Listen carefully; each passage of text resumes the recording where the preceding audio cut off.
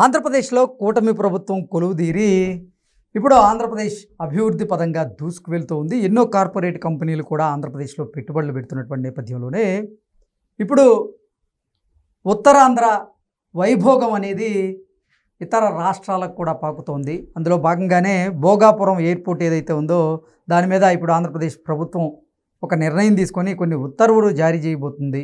ఇక ఆంధ్రప్రదేశ్ వైభోగం భారతదేశంలో ఉన్న అన్ని రాష్ట్రాల్లో వినపడడం ఖాయం అనేటువంటి సంకేతాలు వస్తున్నటువంటి నేపథ్యంలో ఈ అంశం మీద మనం విశ్లేషణ చేసుకుందాం. ప్రస్తుతం మనతో పాటున్నారు ప్రముఖ రాజకీయ విశ్లేషకులు, ప్రముఖ సీనియర్ జర్నలిస్ట్ సిఎస్ రావు గారు. సార్తో మాట్లాడదాం. సార్ నమస్తే. సార్ నమస్తే. ఆంధ్రప్రదేశ్లో కూటమి ప్రభుత్వం కొలువుదీరిన తర్వాత ఆంధ్రప్రదేశ్ రాష్ట్రం అయితే అభివృద్ధి పదంగా దూసుకెళ్తూ ఉంది. అలాగే ఎన్నో కార్పొరేట్ కంపెనీలు కూడా ఆంధ్రప్రదేశ్లో పెట్టుబడులు పెట్టేందుకు క్యూ కడుతూ ఉన్నాయి. ఈ నేపథ్యంలోనే ఆంధ్రప్రదేశ్ రాష్ట్రానికి సంబంధించినటువంటి వైభోగం, అలాగే ఉత్తరాంధ్ర, ప్రత్యేకంగా ఉత్తరాంధ్ర వైభోగం కూడా అన్ని రాష్ట్రాలకి పాకుతుంది అనేటువంటి వార్తలు వస్తూ ఉన్నాయి. భోగాపురం ఎయిర్పోర్ట్ ఏదైతే ఉందో దాని మీద ఇప్పుడు కూటమి ప్రభుత్వం ఒక సంచలనమైనటువంటి నిర్ణయం తీసుకున్నట్లుగా, కొన్ని ఉత్తర్వులు కూడా జారీ చేయబోతున్నట్లుగా కొన్ని వార్తలు వస్తున్నాయి. ఏంటి సార్ ఆ ఉత్తర్వులు? ఇప్పుడు తాజాగా ఆంధ్రప్రదేశ్ ప్రభుత్వం జారీ చేసినటువంటి ఉత్తర్వులు, చీఫ్ సెక్రటరీ విజయానంద్ గారు చీఫ్ సెక్రటరీ, ఆయన సంతకంతో వచ్చినటువంటి ఉత్తర్వుల ప్రకారం ఏంటంటే, భోగాపురంలో గతంలో ల్యాండ్స్ ఏదైతే కేటాయించారో దాదాపు 2700 ఎకరాలు ఏదో కేటాయించారు. దాంట్లో 500 ఎకరాలు అవసరం లేదని చెప్పి మళ్ళీ వెనక్కి తీసుకుంది వైఎస్ఆర్ కాంగ్రెస్ పార్టీ ప్రభుత్వం. అప్పుడు జగన్మోహన్ రెడ్డి గారు అధికారంలో ఉన్నప్పుడు అంత అవసరం లేదు అని. యాక్చువల్గా భోగాపురం ఎయిర్పోర్ట్ అనేది మనం ఎయిర్పోర్ట్ లాగానే చూస్తున్నాం దాన్ని. ఎయిర్పోర్ట్తో పాటు అక్కడ మీకు ఏషియాలోనే లేనటువంటి ఫెసిలిటీస్ అక్కడ ఏవియేషన్కి సంబంధించినటువంటి కల్పించబోతున్నారు. ఇప్పుడు పైగా పౌర విమానయాన శాఖ మంత్రికి ఎవరున్నారు? రామ్మోహన్ నాయుడు, తెలుగుదేశం పార్టీ కూటమిలో ఇప్పుడు కేంద్రంలో. కాబట్టి ఈ భోగాపురం ఎయిర్పోర్ట్ అంటే ఏదో శంషాబాద్ ఎయిర్పోర్టు, లేకపోతే తిరుపతి ఎయిర్పోర్టు, లేకపోతే వైజాగ్ ఎయిర్పోర్టు, లేకపోతే చెన్నై ఎయిర్పోర్టు, లేకపోతే బెంగళూరు ఎయిర్పోర్టు అలా కాదు. చాలామంది అదే అనుకుంటారు. అది కాదు. ఏషియాలోనే లేనటువంటి విధంగా భోగాపురం ఎయిర్పోర్ట్ నిర్మాణం జరుగుతుంది. అది తెలియక అప్పట్లో జగన్మోహన్ రెడ్డి గారు ఇంత భూమి అవసరం లేదని చెప్పి 500 ఎకరాలను వెనక్కి తీసుకుంటూ నిర్ణయం తీసుకున్నారు. మళ్ళీ 500 ఎకరాలని మళ్ళీ విమానాశ్రయానికి ఇస్తూ తాజా ఉత్తర్వులు జారీ చేశారు. అక్కడ జిఎంఆర్ను విశాఖ ఇంటర్నేషనల్ ఎయిర్పోర్ట్ సంయుక్తంగా ఆ భోగాపురం ఎయిర్పోర్ట్ని నిర్మిస్తున్నాయి. 26 కల్లా ఆ ఎయిర్పోర్ట్ అయిపోతుంది. అయితే ఇక్కడ మీరు గమనించాల్సింది ఏంటంటే, మనం ప్రపంచవ్యాప్తంగా విమానాలకు సంబంధించి సర్వీస్ చేసేటువంటి సెంటర్లు ఇప్పుడు ఏషియాలో మొత్తంకి ఇదే కేంద్రం కాబోతుంది. మనకి ఆసియా మొత్తం మీద భోగాపురం సెంటర్ కాబోతుంది. ఇప్పుడు విమానాల రిపేర్లు కానీ లేదా సర్వీస్ కానీ చేసేటువంటి వాళ్ళు ఏషియాలో ఎక్కడా లేదు. అందుకే ఇప్పుడు లేటెస్ట్ టెక్నాలజీ తోటి సొఫిస్టికేటెడ్గా దాన్ని అక్కడ భోగాపురంలో నిర్మిస్తున్నారు. అందుకే మిగతా ఎయిర్పోర్ట్లతో మనం కంపేర్ చేయడానికి లేదు దీన్ని, భోగాపురం ఎయిర్పోర్ట్ని. చంద్రబాబు నాయుడు గారి ఐడియాలజీయే డిఫరెంట్గా ఉంటుంది, ఐడియానే డిఫరెంట్గా ఉంటుంది, విజనే డిఫరెంట్గా ఉంటుంది. ఎయిర్పోర్ట్ అనగానే ఎయిర్పోర్ట్ అనుకుంటారు. పక్కనే వైజాగ్ ఇంటర్నేషనల్ ఎయిర్పోర్ట్ ఉంది కదా, మళ్ళీ ఎందుకు భోగాపురం ఇంటర్నేషనల్ ఎయిర్పోర్ట్ అని చెప్పి అనుకోవచ్చు చాలామంది. కొంతమంది అయితే అసలు భోగాపురం ఎయిర్పోర్ట్ వర్కౌట్ అవుతుందా అని చెప్పి అనేవాళ్ళు కూడా ఉన్నారు. కొంతమంది జనరల్గా ఏంటంటే వరల్డ్ వైడ్ బిజినెస్ టైకూన్స్ అంటారు. టాప్ 200 కంపెనీస్ లేదంటే టాప్ 200 బిజినెస్ పీపుల్ ఇప్పుడు కూడా ఎక్కడ ఎయిర్ ట్రాఫిక్ ఉంది అని చెప్పి వాళ్ళు అన్వేషిస్తూ ఉంటారు. ఎయిర్ ట్రాఫిక్ ఎక్కడైతే ఎక్కువ ఉందో అక్కడ పెట్టుబడి పెట్టడానికి వస్తారు. వాళ్ళ కొలమానం అది, ఎయిర్ ట్రాఫిక్ అనేది కొలమానం అది. ఇప్పుడు మనం ఎక్కడన్నా పెట్టుబడులు పెట్టడానికి అక్కడ ఏంటి పెట్టుబడులు ఎందుకు పెట్టాలి అని అంటే, అక్కడ రాజధాని వస్తుందనో లేకపోతే ఇంకో కంపెనీ వస్తుందనో లేకపోతే ఇంకోటో దాన్ని బేస్ చేసుకొని మనం పెట్టుబడులు పెడతాం. బట్ ఇంటర్నేషనల్గా ఉండేటువంటి బిజినెస్ పీపుల్స్ ఎవరైతే ఉన్నారో top business people, air frequency ఎక్కడ ఉందో అదే వాళ్ళకి కొలమానం. అక్కడికి వచ్చి పెట్టుబడులు పెడతారు.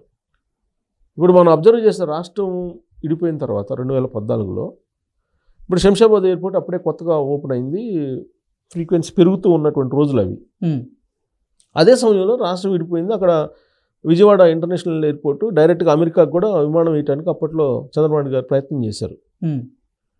ఎప్పుడైతే 2 రాష్ట్రాలు అయిపోయి అక్కడ ఇంటర్నేషనల్ ఎయిర్పోర్టు గన్నవరం ఉంది, నీకు ఫ్రీక్వెన్సీ పెరిగిందో వెంటనే ఇక్కడ శంషాబాద్ ఫ్రీక్వెన్సీ తగ్గిపోయింది. ఆ ఫ్రీక్వెన్సీ ఎంత తగ్గిపోయిందో పెట్టుబడులు కూడా అంతే పెరిగినాయి. ఎక్కడ ఆంధ్రప్రదేశ్లో ఫ్రీక్వెన్సీ పెరిగింది. అప్పుడు ఎయిర్ ఫ్రీక్వెన్సీ అంటే విమానాల రద్దీ పెరిగింది. ఆ విమానాల రద్దీ ఎక్కడ ఉందో పెట్టుబడులు అక్కడ పెడతారు వీళ్ళు. అదొక చిన్న లాజిక్, ఇంటర్నేషనల్ బిజినెస్ పీపుల్ ఆలోచించేది. ఎప్పుడైతే ఆవిడ అమరావతి ప్రాజెక్టు కూలిపోయిందో, అమరావతి ప్రాజెక్టు లేదు 2019 నుంచి 2024కి, అప్పుడు మీరు చూస్తే కనుక శంషాబాద్ ఎయిర్పోర్ట్ ఎయిర్ ఫ్రీక్వెన్సీ పీక్కి వెళ్ళిపోయింది, పీక్ వచ్చింది. మీకు దానికి తగ్గట్టు అది ఎంత పెరిగిందో పెట్టుబడులు కూడా అంతే వచ్చినాయి. అబ్జర్వ్ చేస్తే హైదరాబాద్కి అది కేసీఆర్కి తెలుసు, చంద్రబాబు గారికి తెలుసు. అందుకే అక్కడ అమరావతి ప్రాజెక్ట్ని వీళ్ళు కావాలని కూల్చేశారు. జగన్మోహన్ రెడ్డి గారితో కలిసి కేసీఆర్ అనేది అప్పట్లో వినిపించింది. ఎన్నికల ముందు కూడా చాలామంది చెప్పారు. అమరావతి ప్రాజెక్ట్ ఎప్పుడైతే కూలిపోయిందో అక్కడ గన్నవరం ఎయిర్పోర్టు ఫ్రీక్వెన్సీ ఎప్పుడైతే తగ్గిపోయిందో ఆ శంషాబాద్ పెరిగింది. ఫ్రీక్వెన్సీ పెరగడంతో పెట్టుబడి కూడా పెరిగింది. సో ఇది చంద్రబాబు గారి యొక్క విషయం. ఇప్పుడు భోగాపురం ఎయిర్పోర్ట్కి ఫ్రీక్వెన్సీ పెంచాలి. భోగాపురం ఎయిర్పోర్ట్ ఫ్రీక్వెన్సీ పెరగాలంటే ఏం చేయాలి? ఈ ఎయిర్పోర్ట్ల కన్నా కూడా అదనంగా ఫెసిలిటీస్ ఉంటేనేగా, అదర్వైజ్ అక్కడ రారు కదా బిజినెస్ పీపుల్. ఫ్రీక్వెన్సీ పెరగాలంటే ఏం చేయాలి? అక్కడ ఇండస్ట్రీస్ రావాలి. ఇండస్ట్రీస్ రావాలంటే ఏం చేయాలి? ఫ్రీక్వెన్సీ పెరగాలి. ఈ రెండు వైస్ వర్స ఇలా జరుగుతుంటాయి. సో ఇప్పుడు అక్కడ అదనపు ఫెసిలిటీ ఏముంది? ఈ ఎయిర్పోర్ట్లో వచ్చేటువంటి విమానాలన్నీ కూడా సర్వీసింగ్కి అక్కడ రావాలి, రిపేర్లకు అక్కడ రావాలి. అప్పుడు ఆటోమేటిక్గా అక్కడ డెవలప్ అవుతుంది కదా, ఇండస్ట్రీస్ డెవలప్ అవుతాయి. ఇండస్ట్రీస్ డెవలప్ అయితే ఆటోమేటిక్గా ఎయిర్ ఫ్రీక్వెన్సీ కూడా పెరుగుతుంది. ఎయిర్ ఫ్రీక్వెన్సీ పెడితే ఆటోమేటిక్గా పెట్టుబడులు వస్తాయి. పైగా ఓడరేవుల దగ్గర ఉన్నాయి ఎక్స్పోర్ట్ ఇంపోర్ట్కి. ఇప్పుడు అక్కడ వైజాగ్ ఎయిర్పోర్ట్ ఓడరేవు ఉంది, ఇటుపక్క వచ్చేది మచిలీపట్నం, కాకినాడ, ఇవన్నీ ఉన్నాయి.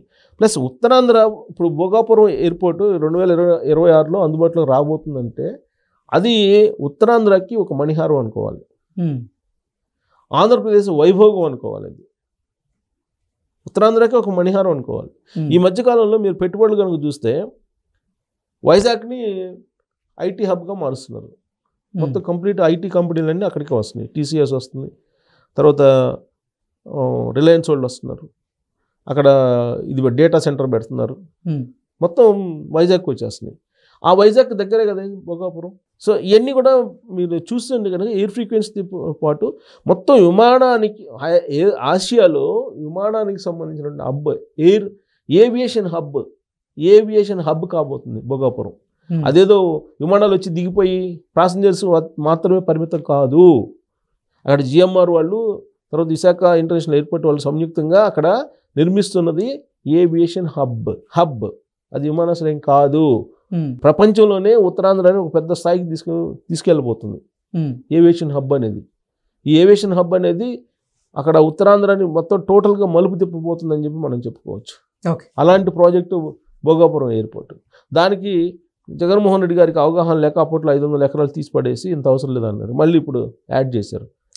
అయితే అక్కడ వైభవం కనబడుతుంది. అమరావతిలోనేమో కేవలం రాజధాని అంటున్నారు, అదేదో యూనివర్సిటీలు పెడుతున్నారు, యూనివర్సిటీలు వస్తాయి అని చెప్తున్నారు. కర్నూలులోనేమో మీకు డ్రోన్స్ హబ్ పెడుతున్నారు, హార్డ్వేర్ హబ్ అక్కడ ఉంది, మ్యానుఫ్యాక్చరింగ్ సెక్టర్ అంతా అక్కడికి వెళ్ళిపోతుంది. తిరుపతిలోనేమో ఆల్రెడీ శ్రీ సిటీ ఉంది. మధ్యలో ఉన్న జిల్లాల పరిస్థితి ఏంటి అనేది అర్థం కావట్లా. ఈ మధ్యకాలంలో ఏదో ప్రకాశం జిల్లా, నెల్లూరు జిల్లాకి దానికి ఏదో రామాయపట్నం దగ్గర ఏదో బీపీసీఎల్ రాబోతుందని చెప్పి వస్తున్నారు. అంతకు మించి ఆ మధ్యలో ఉండేటువంటి జిల్లాలకి ప్రాధాన్యత లేదు. భోగాపురం ఎయిర్పోర్ట్తో పోల్చుకుంటే మీకు ఆ జిల్లాలకు వచ్చేటువంటి బెనిఫిట్ చాలా తక్కువ. భోగాపురం ఎయిర్పోర్ట్ అనేది అసలు ఉత్తరాంధ్రని కంప్లీట్గా దాని రూపురేఖలనే మార్చబోతుందని చెప్పి మనం చెప్పవచ్చు. ఆంధ్రప్రదేశ్ వైభవం కూడా మారబోతుంది దాంతో అని చెప్పి మనం అంచనా వేసుకోవచ్చు. Okay sir, thank you so much. Thank you.